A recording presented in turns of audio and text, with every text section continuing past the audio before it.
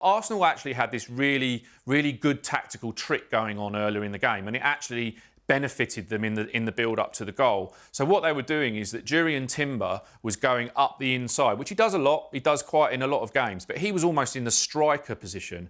And because Maguire and Martinez, again, who are both excellent, were occupying Gabriel Jesus and trying to think we're going to stop the striker getting the ball, that meant that Luke Shaw had to tuck in and go with Timber as he comes up that inside line.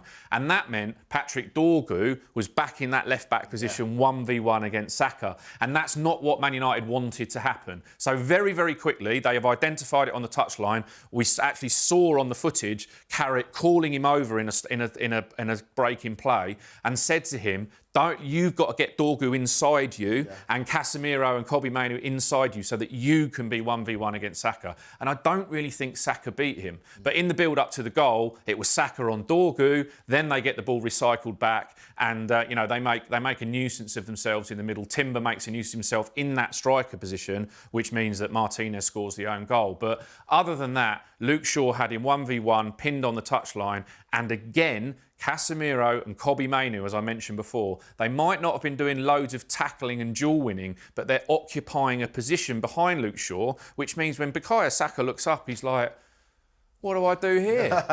Even if I beat Luke Shaw, which he was struggling to do, two players are inside him. And so then again, Arsenal recycle possession, go round the outside in that dreaded horseshoe pattern. And Man United are thinking, we're inside Arsenal's shape. So, yeah, top class from Luke Shaw. Really, really good.